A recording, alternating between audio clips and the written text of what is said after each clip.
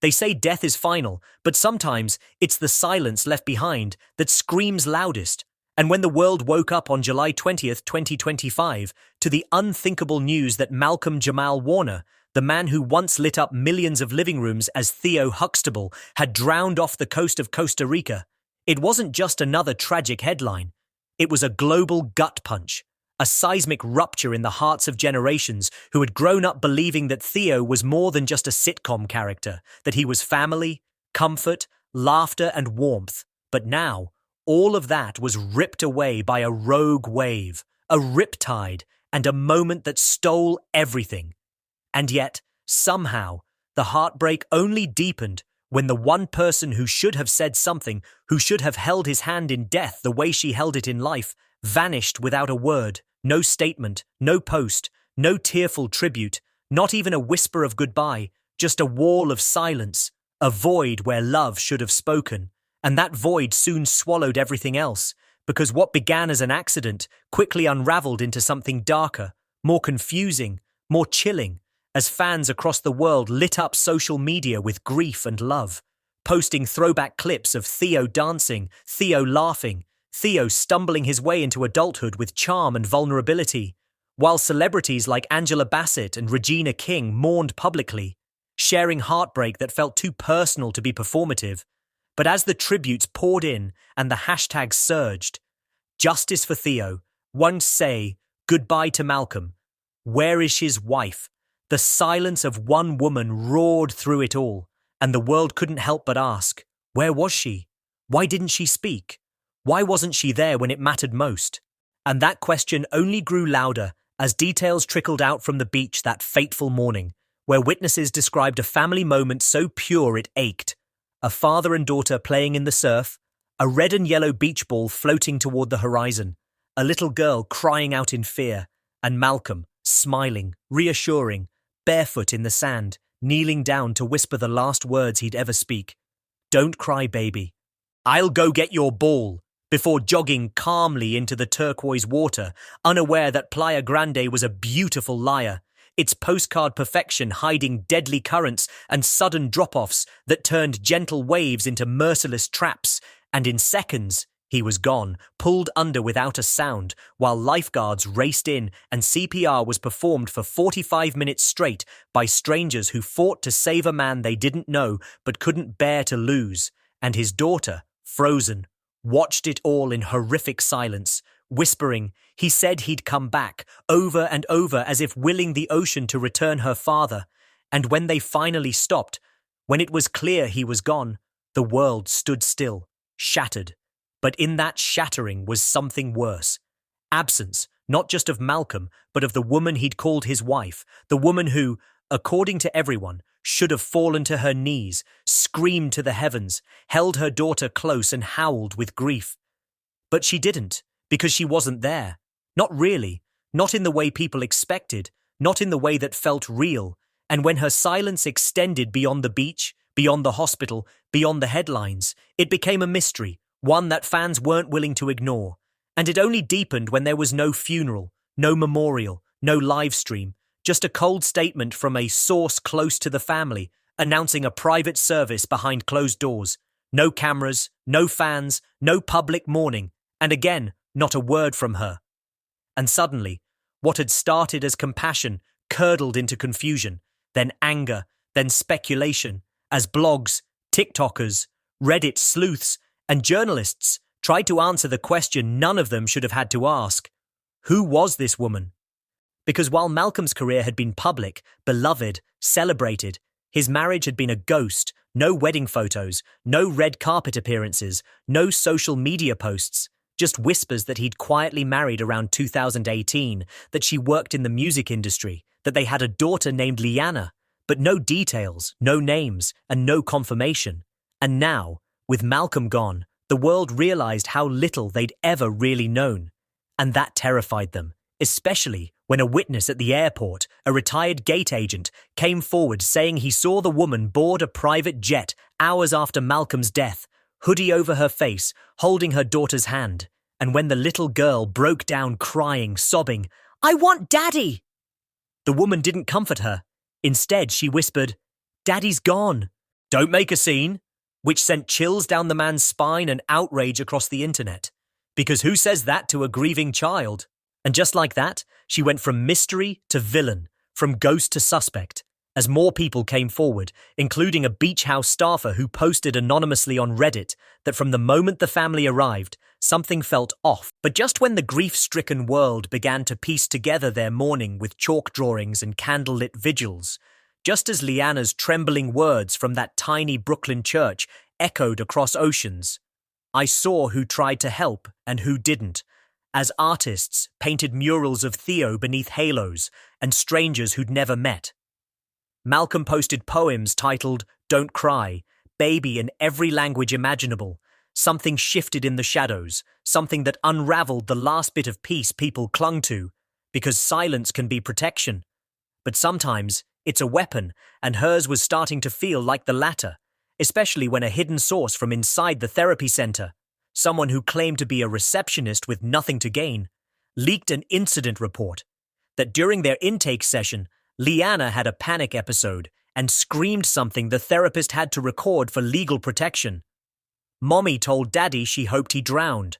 And that line alone reignited the firestorm, because while no one knew if the child had misunderstood, misremembered, or repeated something taken out of context, the implication was nuclear, and suddenly her silence, once seen as dignified, began to curdle into guilt in the eyes of the public, and the media, now fully awake again, tore through old interviews, red carpet photos, blurry paparazzi shots from 2019, where Malcolm smiled wide while the woman beside him looked somewhere else entirely, like her body was present but her mind already gone. And then came the whispers from inside the industry, subtle at first, but louder by the hour, that Malcolm had privately confided in colleagues about feeling surveilled in his own home, that he'd installed cameras inside the villa not to catch intruders, but to protect himself. And now, tech forensic experts were crawling all over that beach house security system, only to discover a chilling void. All footage from July 17th to July 21st was mysteriously wiped. No backup, no cloud archive, no explanation. And that was enough for conspiracy theorists to go full throttle, dissecting every possible scenario, including one especially dark thread that dominated Reddit for days. That Malcolm didn't just die from trauma, he was already in neurological distress before entering the water, and someone knew it, someone who maybe waited too long, or said too little, or walked away with the phone while his body gave out beneath the waves.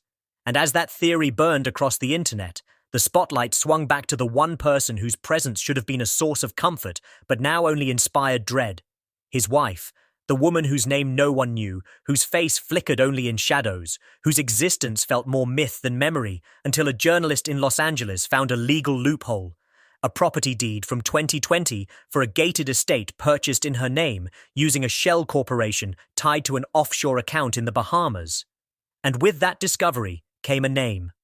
Veronica A.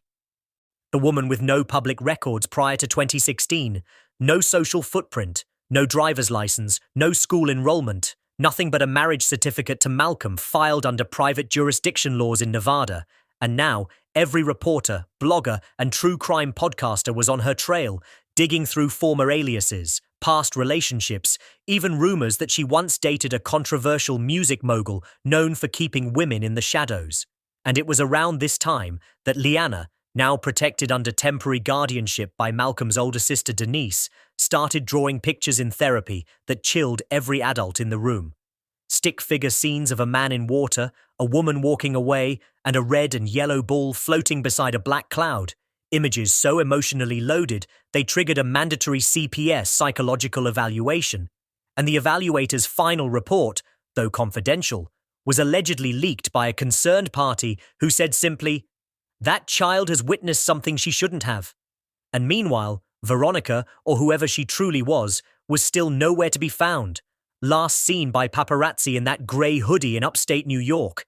And now, 60 days later, not even private investigators hired by Malcolm's estate could track her, until one blurry surveillance photo surfaced from Lisbon, Portugal, showing a woman fitting her description checking into a boutique hotel under the name Elena Duarte, holding a child that did not resemble Leanna, and though law enforcement didn't confirm it, internet sleuths compared gait, height, posture, and determined it was 98.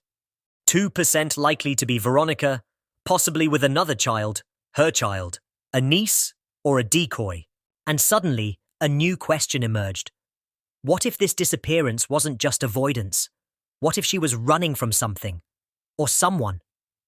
And why had she taken nothing from the home she shared with Malcolm?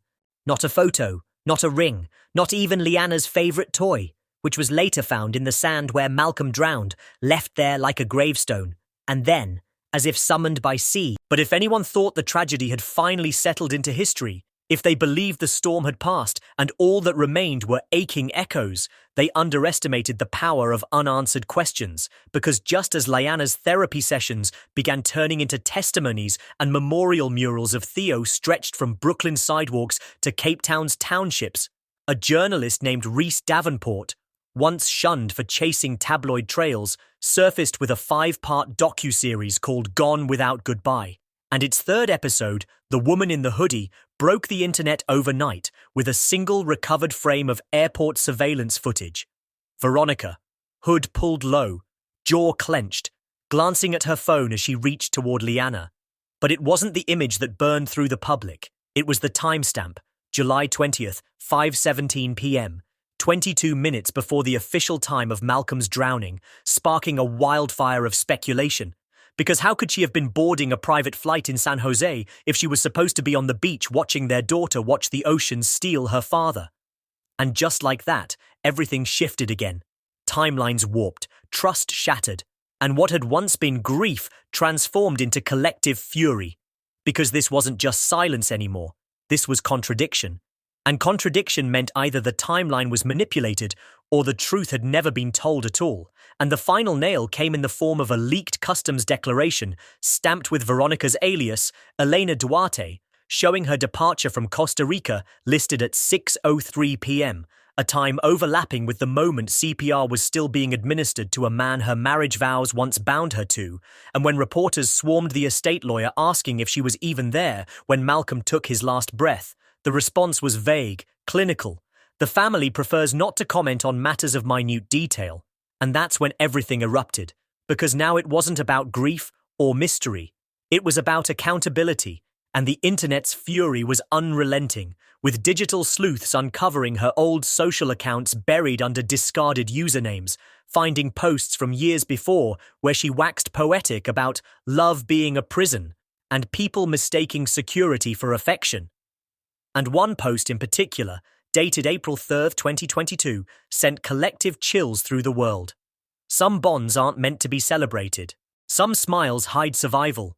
And suddenly, fans started connecting emotional dots with digital footprints, realizing that Veronica might not just have been absent from Malcolm's death, but planning her escape long before it happened.